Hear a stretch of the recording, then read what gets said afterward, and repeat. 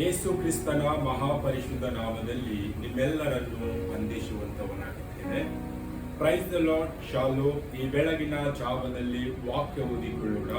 ಅಪೊಸ್ತಲರ ಕೃತ್ಯಗಳು 24ನೇ ಅಧ್ಯಾಯ 15ನೇ ವಚನ ಮತ್ತು 16ನೇ ವಚನ ಓದಿಕೊಂಡು ಸ್ವಲ್ಪ ಧ್ಯಾನ ಮಾಡಿಕೊಳ್ಳೋಣ.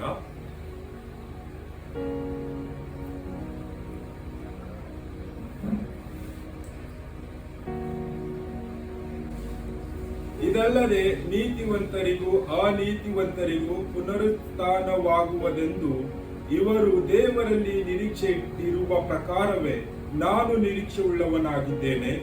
ಇದರ ದೆಸೆಯಿಂದ ದೇವರ ವಿಷಯದಲ್ಲಿಯೂ ಮನುಷ್ಯರ ವಿಷಯದಲ್ಲಿಯೂ ನಾನು ನಿರ್ದೋಷಿ ಎಂದು ಸಾಕ್ಷಿ ಹೇಳುವ ಮನಸ್ಸು ನನಗೆ ಯಾವಾಗಲೂ ಇರಬೇಕೆಂದು ಅಭ್ಯಾಸ ಮಾಡಿಕೊಳ್ಳುತ್ತೇನೆ.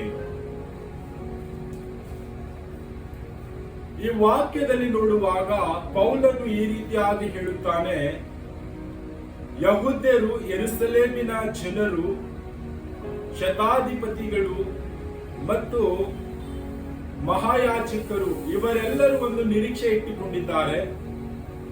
ಪುನರುತ್ಥಾನವಾಗುತ್ತದೆ ಎಂಬ ಒಂದು ನಿರೀಕ್ಷೆಯಲ್ಲಿ ಇದ್ದಾರೆ.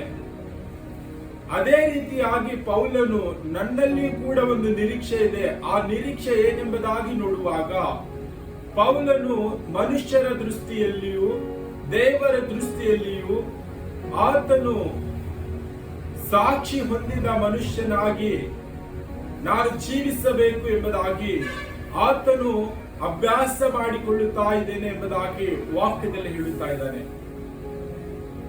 ನಾವು ಈ ಒಂದು ದಿನದಲ್ಲಿ ಲೋಕದಲ್ಲಿ ಜೀವಿಸುವಾಗ ನನಗೂ ನಮಗೂ ಈ ಲೋಕದಲ್ಲಿ ಒಂದು ನಿರೀಕ್ಷೆ ಇದೆ.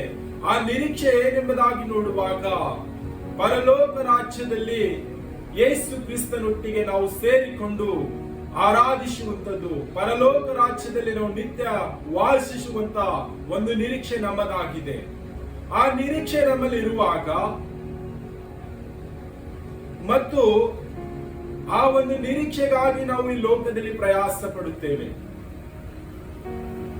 ಪೌಲನು ಹೇಳುತ್ತಾ ಇದ್ದಾನೆ, ನಿಮಗೆ ಯಾವ ರೀತಿಯಾದಂತ ಒಂದು ನಿರೀಕ್ಷೆ ಇದೆಯೋ ಅದೇ ರೀತಿಯಾದಂತ ಒಂದು ನಿರೀಕ್ಷೆ ನನಗೂ ಕೂಡ ಇದೆ.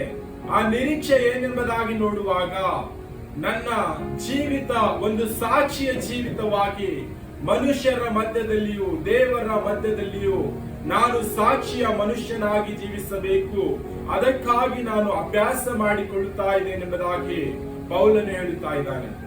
ನಾವು ಈ ಒಂದು ದಿನದಲ್ಲಿ ಈ ಲೋಕದಲ್ಲಿ ಜೀವಿಸುವಾಗ ನಾವು ಯಾವ ರೀತಿಯಾಗಿ ಜೀವಿಸ್ತಾ ಇದ್ದೇವೆ, ಯಾವ ಒಂದು ಅಭ್ಯಾಸವನ್ನು ಮಾಡಿಕೊಂಡು ನಾವು ಜೀವಿಸ್ತಾ ಇದ್ದೇವೆ. ನಾವು ಈ ಲೋಕದಲ್ಲಿ ಜೀವಿಸುವಾಗ ನಮ್ಮ ಸಾಕ್ಷಿಯ ಜೀವಿತ ಮನುಷ್ಯರ ಮಧ್ಯದಲ್ಲಿಯೂ ದೇವರ ಮಧ್ಯದಲ್ಲಿಯೂ ಅದು ನನ್ನ ಸಾಕ್ಷಿಯ ಜೀವಿತ ಉತ್ತಮ ರೀತಿಯಾಗಿ ಇರುವುದಕ್ಕಾಗಿ ನಾವು ಅಭ್ಯಾಸ ಮಾಡಿಕೊಳ್ಳುತ್ತಾ ಜೀವಿಸ್ತಾ ಇದ್ದೇವಾ? ನಮ್ಮ ಜೀವಿತ ಈ ಲೋಕದಲ್ಲಿ ಜೀವಿಸುವಾಗ ನಾವು ಪ್ರೀತಿ, ಶಾಂತಿ, ಸಮಾಧಾನ, ಕರುಣೆ, ದಯೆ, ಉಪಕಾರ ಇವೆಲ್ಲವುಗಳು ಹೊಂದಿಕೊಂಡವರಾಗಿ ಈ ಎಲ್ಲ ಒಂದು ಕಾರ್ಯಗಳಿಗಾಗಿ ನಾವು ಅಭ್ಯಾಸ ಮಾಡುತ್ತಾ ಈ ಲೋಕದಲ್ಲಿ ಜೀವಿಸ್ತಾ ಇದ್ದೇವಾ? ನಾವು ಈ ಲೋಕದಲ್ಲಿ ಜೀವಿಸುವಾಗ ಈ ಲೋಕದಲ್ಲಿ ನಾಶನ ಮಾರ್ಗ, ಪಾಪದ ಜೀವಿತ, ಅಸಹ್ಯ ಕೃತ್ಯಗಳು, ಬದುಕುಬಾಳಿನ ಡಂಬ, ಕಣ್ಣಿನ ಆಸೆ ಇವುಗಳು ಅಭ್ಯಾಸ ಮಾಡಿಕೊಳ್ಳುತ್ತಾ ನಾವು ಜೀವಿಸ್ತಾ ಇದ್ದೇವಾ? ಈ ಒಂದು ದಿನದಲ್ಲಿ ನಾವು ಈ ಲೋಕದಲ್ಲಿ ಜೀವಿಸುವಾಗ ಏನನ್ನು ಅಭ್ಯಾಸ ಮಾಡಿಕೊಂಡು ನಾವು ಜೀವಿಸ್ತಾ ಇದ್ದೇವೆ? ಯೇಸು ಕ್ರಿಸ್ತನ ಪ್ರೀತಿಯನ್ನು, ಕರುಣೆಯನ್ನು, ಆತನ ಉಪಕಾರವನ್ನು, ಆತನ ದಯೆಯನ್ನು ನಾವು ಹೊಂದಿಕೊಂಡವರಾಗಿ ಯೇಸು ಕ್ರಿಸ್ತನು ಮಾಡಿದ ಎಲ್ಲ ಕಾರ್ಯಗಳನ್ನು ನಾವು ಅಭ್ಯಾಸ ಮಾಡಿಕೊಳ್ಳುತ್ತಾ ಅದರಲ್ಲಿ ಪ್ರಯಾಸ ಪಡುತ್ತಾ ನಾವು ಜೀವಿಸ್ತಾ ಇದ್ದೇವಾ? ಪೌಲನು ತನ್ನ ಜೀವಿತ ಸಾಕ್ಷಿಯ ಜೀವಿತವಾಗಿರಬೇಕೆಂಬುದಾಗಿ ಮನುಷ್ಯರ ಮಧ್ಯದಲ್ಲಿಯೂ ದೇವರ ಮಧ್ಯದಲ್ಲಿಯೂ ನನ್ನ ಜೀವಿತ ಸಾಕ್ಷಿಯ ಜೀವಿತವಾಗಿರಬೇಕೆಂಬುದಾಗಿ ಆತನು ಪ್ರತಿನಿತ್ಯವೂ ಅಭ್ಯಾಸ ಮಾಡುತ್ತಾ ಇದ್ದನು. ಈ ಒಂದು ದಿನದಲ್ಲಿ ನಾವು ಈ ಲೋಕದಲ್ಲಿ ಏನನ್ನು ಅಭ್ಯಾಸ ಮಾಡುತ್ತಾ ಜೀವಿಸ್ತಾ ಇದ್ದೇವೆ? ನಮ್ಮನ್ನೇ ನಾವು ಪರೀಕ್ಷೆ ಮಾಡಿ ನೋಡಿಕೊಳ್ಳೋಣ. ಈ ಲೋಕದ ಜೀವಿತವನ್ನು ನಾವು ಅಭ್ಯಾಸ ಮಾಡಿಕೊಂಡವರಾಗಿ ಈ ಲೋಕದಲ್ಲಿ ಅನೇಕ ವಿಷಯಗಳಿಗೆ ನಾವು ಗೊಂದಲದಲ್ಲಿ ಸಿಕ್ಕಾಕಿಕೊಂಡವರಾಗಿ ಕಷ್ಟ, ನೋವು, ವೇದನೆ, ಅನೇಕ ಚಿಂತೆಗಳು, ಭಾರಗಳು ಇವೆಲ್ಲವನ್ನು ನಾವು ಹೊತ್ತುಕೊಂಡವರಾಗಿ ಇವುಗಳಲ್ಲೇ ನಾವು ಪ್ರಯಾಸ ಪಡ್ತಾ ಇದ್ದೇವೆ. ನಾವು ದೇವರ ರಾಜ್ಯದಲ್ಲಿ, ಪರಲೋಕದಲ್ಲಿ ಸೇರುವುದಕ್ಕಾಗಿ ಈ ಲೋಕದಲ್ಲಿ ನಾವು ಪ್ರಯಾಸ ಪಡ್ತಾ ಇದ್ದೇವಾ?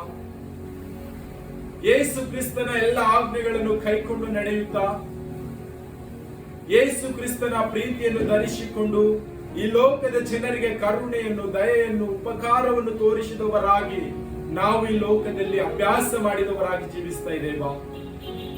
ಈ ಒಂದು ದಿನದಲ್ಲಿ ನಮ್ಮನ್ನೇ ನಾವು ಪರೀಕ್ಷೆ ಮಾಡಿ ನೋಡಿಕೊಳ್ಳೋಣ. ನಾವು ಈ ಲೋಕಕ್ಕಾಗಿ ಪ್ರಯಾಸ ಪಡ್ತಾ ಇದ್ದೇವಾ? ಪರಲೋಕ ರಾಜ್ಯಕ್ಕಾಗಿ ನಾವು ಪ್ರಯಾಸ ಪಡ್ತಾ ಇದ್ದೇವಾ? ಮತ್ತು ನಮ್ಮ ಜೀವಿತ, ನಮ್ಮ ಸಾಕ್ಷಿಯ ಜೀವಿತ ಮನುಷ್ಯರ ಮಧ್ಯದಲ್ಲಿಯೂ ದೇವರ ಮಧ್ಯದಲ್ಲಿಯೂ ನಮ್ಮ ಸಾಕ್ಷಿಯ ಜೀವಿತ ಏನಾಗಿದೆ? ನಮ್ಮನ್ನೇ ನಾವು ಪರೀಕ್ಷೆ ಮಾಡಿ ನೋಡಿಕೊಳ್ಳೋಣ.